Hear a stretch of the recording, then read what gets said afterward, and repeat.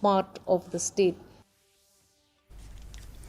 Education Minister Rakam A. Sangma said the state government will conduct a massive education school survey to find details about the students, teachers and the infrastructures. He said the survey will also verify if there are ghost students enjoying the benefit of midday meal schemes in the state. He also assured that he will also visit the schools. Speaking to reporters in Shillong, the Education Minister said that the survey will be done in a phased manner, while pointing out that there are certain schools which are having low enrollment and need to find out the reasons.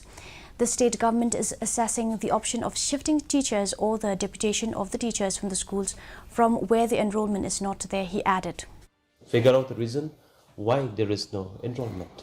That's also we are working on this. There may be certain schools where the number of figure in the UDA is differ what the actual student does have in the school.